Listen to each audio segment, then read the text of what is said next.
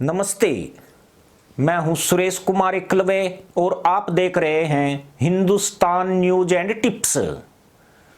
महाकंगाल हो चुके पाकिस्तान की मदरसा पैदाइश के सामने चुनौतियों के पहाड़ खड़े हो गए हैं। गरीबी, बेरोजगारी, राजनीतिक अस्थिरता ने लोगों को भुखमरी के करीब पहुंचा दिया है, जिसके चलते निम्न और मध्यम वर्ग की महिलाओं के सामने परिवार चलाने का संकट खड़ा हो गया है। मदरसा मुल्क की महिलाओं पर क्या बीत रही है, इसका अंदाजा इसी से लगाया जा सकता है कि इस्लामाबाद, लाहौर, रावलपिंडी, कराची, फैसलाबाद, पेशावर जैसे बड़े शहरों में जिस्म फरोशी का धंधा विकराल आकार ले चुका है। महिलाओं के हितों के लिए काम करने वाले संगठनों की रिपोर्ट बताती है कि पिछले 3 महीनों में हजारों लड़कियां जिस्म फरोशी के धंधे में उतर गई है। यही नहीं, शादीशुदा महिलाओं ने भी घर का खर्च चलाने के लिए इस धंधे में प्रवेश किया है।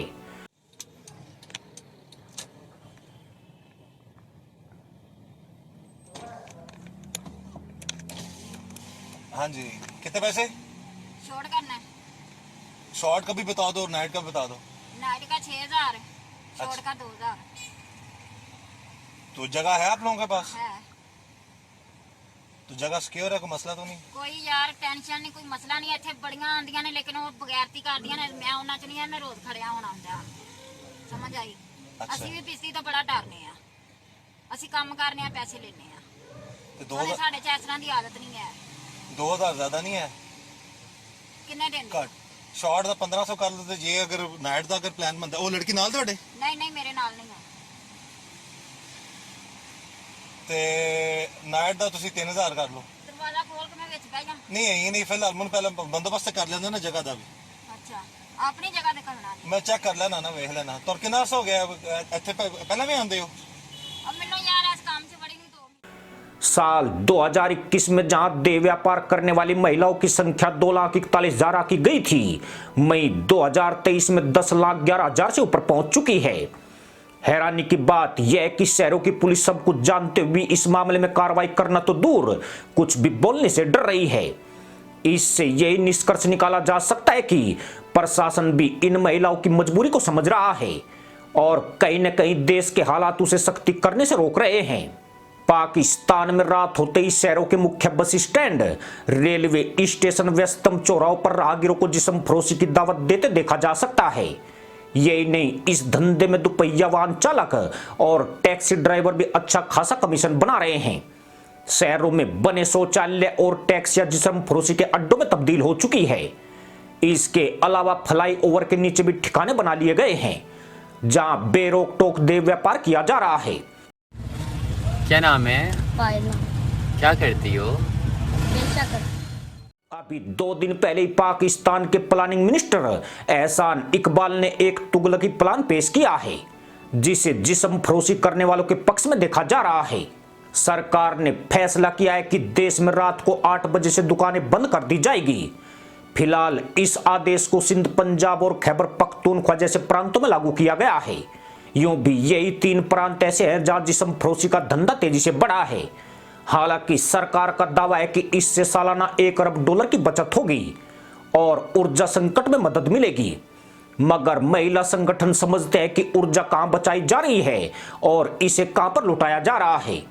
इससे देह व्यापार के कारोबार में और उफान आएगा, क्योंकि जितने भी काले धंधे होते हैं उनके लिए अंधेरे की आवश्यकता होती है। इसलिए माना जा रहा है कि सरकार का यह कदम इस धंधे को बढ़ावा देने के लिए उठाया गया है। पाकिस्तान में प्रोस्टिट्यूशन इलीगल है, लेकिन अब सरकार इसे सही ठहराने की कोशिश में लगी है। लाहौर की ऐतिहासिक बादशाही मस्जिद से 700 मीटर की दूरी पर हीरा मंडी मौजूद है, जहां रात होते ही जमघट लगने लगता था, लेकिन अब वहां पर इक्का दुक्का लोग ही नजर आते हैं। हीरा मंडी के इस रेड लाइट एरिया की महिलाएं तंगहाल में आ गई है। जो ग्राहक अपनी भूख शांत करने यहां पर आते थे, अब उन्हें अपने गली मोहल्लों में यह सुविधाएं हासिल हो रही है। कराची का नेपियर रोड, रावलपिंडी की कासिम गली ऐसे इलाके हैं जहां रात के वक्त कभी यह घिनौना काम होता था, लेकिन अब इन इलाकों की व्यवसायी भूखे मरने के कगार पर है। सड़कों, चौराहों, मोहल्लों में इतनी महिलाएं इस धंधे में उतर चुकी है कि लोगों ने इन अड्डों पर आना ही छोड़ दिया है। हालात इतने तेजी से बदले हैं कि Sapa centre, hotel, beauty parlour, slum area में आसानी से सेक्स वर्कर उपलब्ध हैं। यानी मदरसा मुल्क में देह व्यापार चलाने का नया ट्रेंड देखने को मिला है। दरअसल गरीबी और बेरोजगारी जितनी तेजी से बढ़ी है, पाकिस्तान में जिस्म फरोशी का व्यापार भी उतनी तेजी से फल फूल रहा है। कानूनी बाध्यता के बावजूद व्यवसाय भूमिगत तौर पर काम करने लगी है और किसी तरह अपना घर चला रही है। महिलाओं के अलावा पुरुष भी इस धंधे में शामिल हो गए हैं। यह स्थिति तब है जबकि देश के कुछ हिस्सों में वेश्यावृत्ति को लेकर काफी सख्ती है और मौत की सजा तक का प्रावधान है।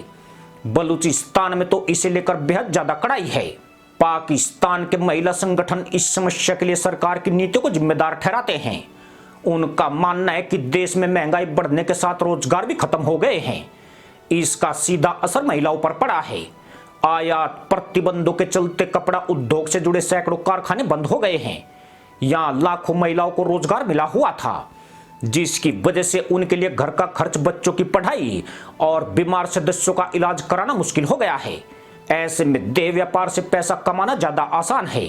इसमें जोखिम है, लेकिन जब जिम्मेदारियों का पार होता है तो ऐसे जोखिम कोई ज्यादा मायने नहीं रखते हैं। पर सवाल यह है कि जब पाकिस्तान में आर्थिक तबाही मची हुई है तो इन महिलाओं के लिए ग्राहक कहां से मिल रहे हैं। दरअसल जराइम की दुनिया से जुड़े लोग पाकिस्तान के जमींदार घराने और उनके यहां काम करने वाले लोगों के अलावा पाकिस्तान के सक्षम लोग उनकी मजबूरियों का फायदा उठा रहे हैं।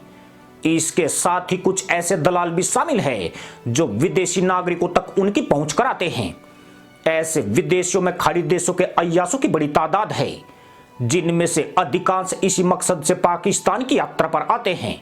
अन्यथा इस मदरसा मुल्क में कोई ऐसा ताजमहल नहीं है जिसका दीदार करने के लिए खाड़ी के अय्यास यहां पर आते हैं। इसी के साथ अनुमति दोस्तों, जय जवान, जय किसान, जय हिंद, वंदे मातरम।